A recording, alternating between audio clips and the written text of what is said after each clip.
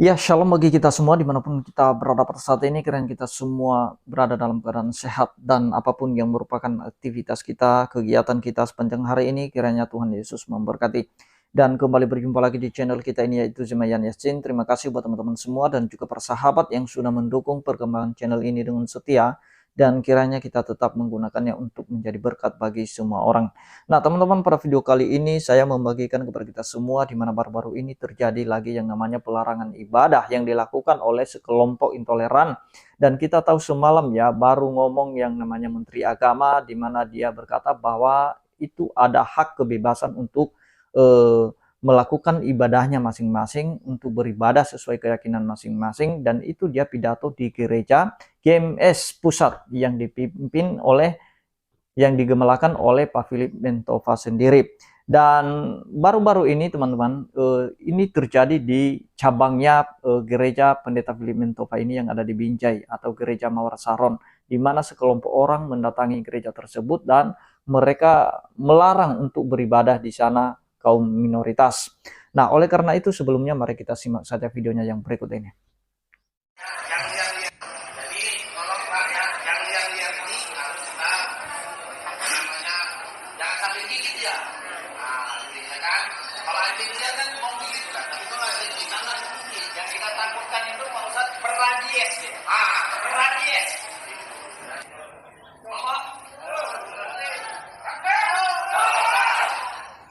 Obor Gemim Getsemani Wasian langsung tenang, sunyi, senyap untuk bernyanyi menghormati saudara yang sedang beribadah. Indahnya kebersamaan guys, sunyi, tenang. Bismillahirrahmanirrahim. Lagi dan lagi terjadi lagi, kaum intoleran ini berulah lagi. Para kaum intoleran ini membubarkan atau mengganggu peribadahan dari agama lain yang berada di kota Binjai. Seperti yang kita lihat di video ini, para kaum intoleran ini kerjanya cuma mengganggu atau membubarkan peribadahan dari agama lain. Mungkin mereka berpikir dengan mengganggu atau membubarkan peribadahan dari agama lain, Tuhan bakal memuliakan mereka. Tapi mereka salah kalau berpikir seperti itu. Justru Tuhan bakal murka dengan kelakuan kalian karena tidak bisa menghargai atau menghormati sesama manusia kalian. Justru karena tingkah laku dan perbuatan dari kaum intoleran ini, agama kita sampai dicap menjadi agama yang jelek, bahkan dibilang agama yang menakutkan. Itu karena perbuatan dari kaum intoleran ini. Seharusnya pemerintah daerah itu lebih tegas terhadap kaum intoleran ini. Satu saja orang yang intoleran itu bisa merusak negara, apalagi orang banyak yang intoleran seperti itu. Gua nggak habis pikir kenapa sekarang makin banyak orang-orang yang intoleran terhadap umat beragama. Kita itu punya hak yang sama, kita punya kesetaraan di negara kita ini. Bukan cuma mayoritas aja yang punya hak di Indonesia ini, tapi minoritas juga punya hak yang sama. Camkan itu baik-baik buat kaum intoleran.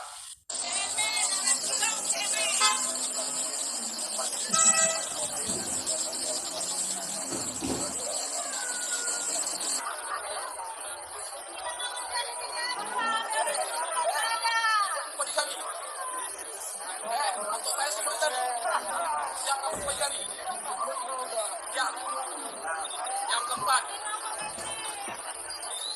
siap. Tiga siap. Untuk saya.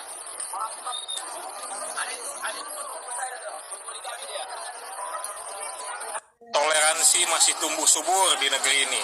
Lagi dan lagi ibadah umat Kristen dibubarkan. Baru-baru ini ibadah umat Kristen di Binjai, Sumatera Utara dan di Pekanbaru, Riau dibubarkan secara paksa oleh kaum intoleran. Hai bandit-bandit intoleran, apakah iman kalian begitu lemah sehingga kemudian ketika ada umat Kristen di daerah kalian beribadah harus kalian bubarkan? Hai para kepala daerah di Binjai, Sumatera Utara dan juga di Pekanbaru dan Riau, Menteri Agama, Menteri Dalam Negeri, mata kalian sudahkah terbuka dan membaca konstitusi bahwa sesungguhnya hak beribadah harus kalian jamin? Sampai kapan intoleransi dibiarkan tumbuh subur di negeri ini? Sampai kapan tindakan tegas kami bisa tunggu sehingga kami bisa bebas beribadah di negeri ini sesuai amanat konstitusi? Nyahlah kalian bandit-bandit intoleran dari negeri kita yang berasaskan Pancasila ini. Jujur ya, gue masih heran banget sama kelakuan mayoritas yang ada di negara kita ini. Mereka-mereka ini terlihat seperti nggak ada kerjaan sama sekali. Terlihat seperti pengangguran. Lu pada tahu sendiri kerjaan mereka ini cuma mengganggu peribadahan dari agama lain. Memang tidak semua mayoritas seperti itu, tapi beberapa orang mayoritas itu kerjanya cuma mengganggu peribadahan dari agama lain. Apa mungkin mereka nggak bisa berpikir ya, gimana kalau itu terjadi pada kita yang mayoritas? Saat kita lagi beribadah, kita diganggu oleh agama lain. Pasti kita sakit hati dan kesel.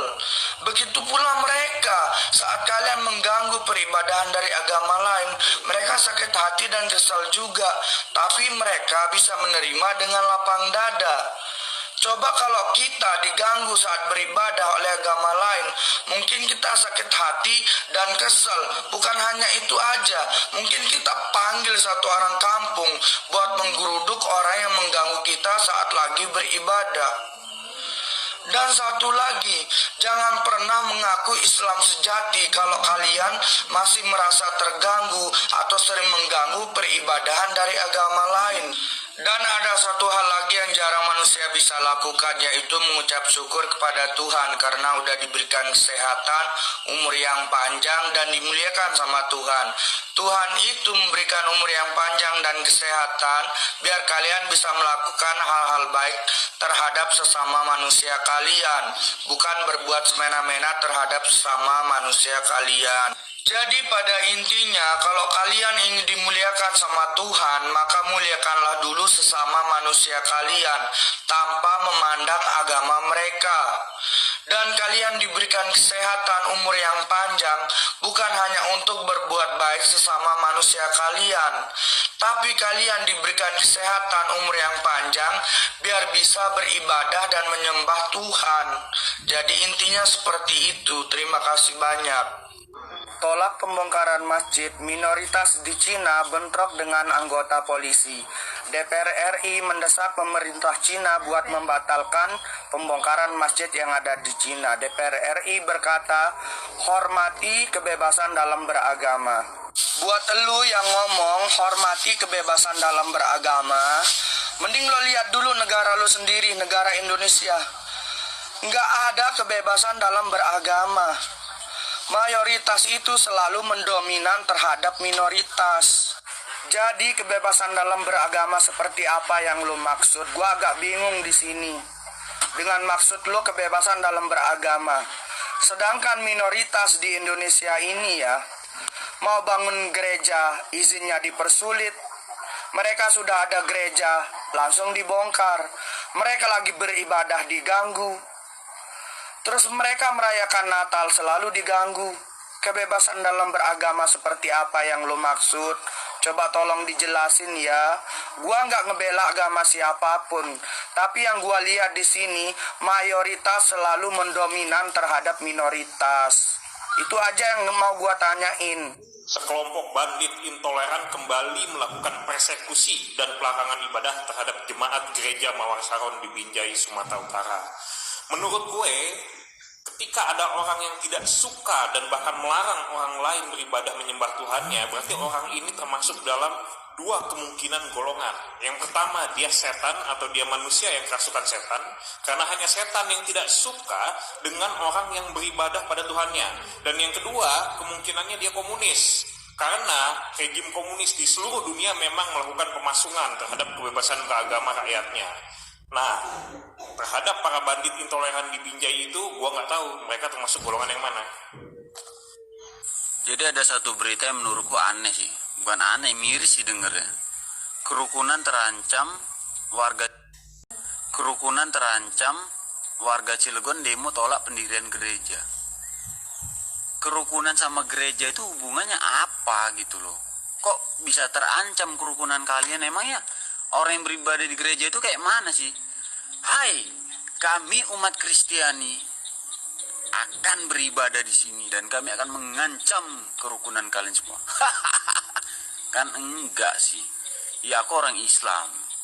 Cuman miris gitu dengar berita kayak gini. Masih ada aja pemikirannya kayak gini. Ini bukan negara Islam, bro. Kalau ini negara Islam harusnya hukum yang diterapkan ini bukan Undang-Undang Dasar 1945, tapi hukum kisos yang mencuri potong tangan, yang LGBT dijatuhkan dari gedung paling tinggi di tempat itu, gitu boy. Semua ada. Aduh, kenapa sih masih ada aja pemikirannya kayak gini gitu loh. Aneh kalau menurutku. Kalau mau hidup beragama itu jangan egois lah. Jadi supaya jelas ya, inilah alasan kenapa Banser NU sering bantu keamanan ibadah di gereja. Karena ngebubarin ibadah umat Kristen udah jadi agenda rutin tiap tahun di negeri ini. Nolak gereja, bubarin ibadah, udah kayak akidah bagi mereka. Hukumnya wajib. Kalau gak nolak gereja, kalau gak bubarin kebaktian seperti ngerasa dosa. Gak percaya? Yuk kita tarik mundur. Pembubaran ibadah gereja GKKD Bandar Lampung 19 Februari 2023. Pembubaran ibadah Natal di Kabupaten Cirebon Bogor 25 Desember 2022. Penolakan pembangunan gereja di Kota Cilegon September 2022. Pembongkaran pagar gereja di Kota Cilegon April 2022. Penolakan ibadah Natal di Tulang Bawang 25 Desember 2021. Dan seterusnya minimal 2-3 kali setahun, itu pun yang viral. Belum terhitung yang tidak viral. Mungkin bisa hampir 10 kasus intoleransi per tahun. Jadi kenapa Banser NU sebagai umat Islam suka bantu jaga keamanan gereja tanpa pamrih, tanpa amplop? Karena kita mau kasih tahu ke umat Kristen tidak semua Islam Kristen fobia seperti mereka.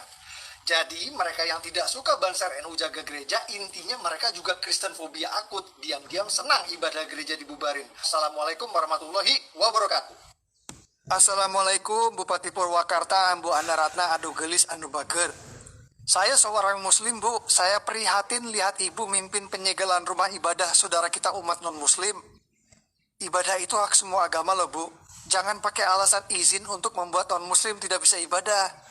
Kalau izinnya belum, dibantu dipermudah izinnya, Bu. Bukan malah disegel. Kalau izinnya memang belum, biarkan mereka ibadah, Bu, sambil mereka ngurus izin. Kalau cuma disegel tanpa solusi, itu namanya bukan soal izin lagi, tapi itu sudah bentuk pelarangan ibadah, Bu. Ibu tidak malu melihat takbir diteriakan sambil nutup rumah ibadah. Takbir! Kesannya kita umat Islam alergi sama rumah ibadah agama lain, Bu. Astagfirullahalazim. Semoga masukan saya rakyat jelata ini bisa menyentuh hati Ambu Anda Ratna. Jangan lupa, Bu, non-muslim warga ibu juga. Dan mereka cuma ingin berdoa pada Tuhan, Bu. Demo di Marelan menolak adanya gereja di India.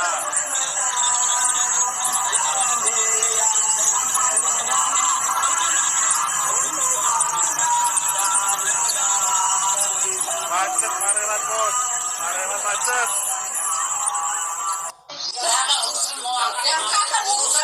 Sepertinya Pak RT ini ada apa sama orang Kristen.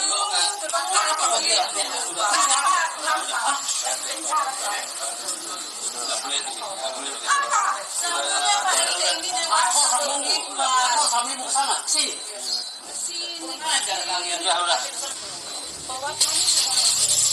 gereja, tapi saya ibadah. Masa tidak saya ibadah saya tidak sama siapa? Yang penting kan sudah disampaikan palasi di kantor desa.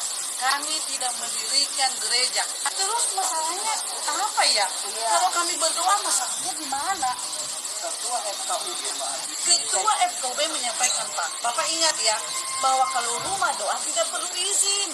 Tempat ibadah kami. Sedang banyak orang-orang yang komplain.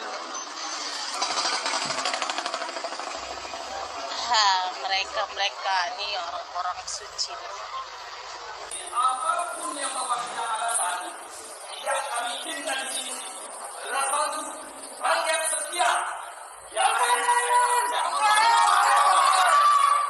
Punya alasan untuk terluka sakit hati. Contohnya, Bapak ini dari bidang rakyat, tak mungkin agak kiri, Pak.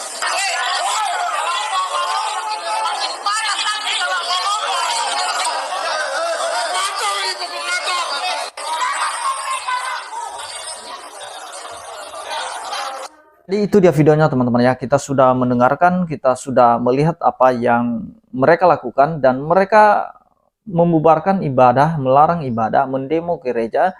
Itu mereka sudah menganggap diri mereka sudah melakukan apa yang diperintahkan oleh Tuhan mereka. Nah, jadi seolah-olah ketika mereka melakukan hal-hal yang jahat terhadap agama lain dan mereka sudah merasa dimuliakan oleh Tuhan mereka sendiri, padahal itu perbuatan yang tidak terpuji ya. Nah, teman-teman, sebenarnya itu sudah dinubuatkan dalam firman Tuhan dan diingatkan oleh Tuhan Yesus kepada kita semua bahwa ada masa-masanya kita harus dikucilkan oleh orang-orang yang tidak mengenal Allah. Dan kita akan membaca dari Yohanes 16 ya, ayat 1 sampai 3. Begini perkataan Tuhan Yesus, "Semuanya ini kukatakan kepadamu, supaya kamu jangan kecewa dan menolak aku. Kamu akan dikucilkan, bahkan akan datang saatnya bahwa setiap orang yang membunuh kamu akan menyangka bahwa ia berbuat bakti bagi Allah.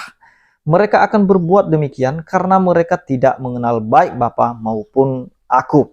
Orang yang melakukan kejahatan atas nama agama yang seolah-olah mereka sudah melakukan atau berbuat bakti kepada Allah mereka, padahal tidak. Nah, padahal tidak sama sekali. Allah tidak pernah menghendaki sesuatu yang jahat dilakukan oleh seseorang. Nah, justru Tuhan itu mencintai kedamaian. Bagaimana semua ciptaannya itu bisa terjaga dengan baik. Nah, apalagi kita sebagai manusia yang dimana kita diberikan akal sehat, pikiran, hikmat, dimana kita punya hati. Nah, jadi kalau kita punya hati, setiap kita punya hati, pasti ada yang namanya hati nurani. Dan kalau orang yang memiliki hati nurani, maka dia tidak sembarangan untuk melakukan hal-hal yang jahat yang menyakiti orang lain. Nah, jadi itu saja yang mau saya sampaikan teman-teman ya. Dan memang tidak semua saudara kita yang muslim melakukan hal yang sama, tetapi banyak juga mereka yang dimana mereka cinta kedamaian. Bahkan kalau kita lihat tadi di video tersebut, itu banyak saudara-saudara kita, generasi-generasi muda yang angkat bicara terkait pelarangan ibadah itu. Dan mereka juga tidak setuju, bahkan mereka mengecam perbuatan demikian. Nah, dan biarlah kiranya kita tetap terjaga kerukunannya, dan biarlah kita tetap damai dan menjaga keutuhan NKRI ini. Demikian yang saya sampaikan teman-teman, kiranya Tuhan Yesus memberkati kita semua. Shalom.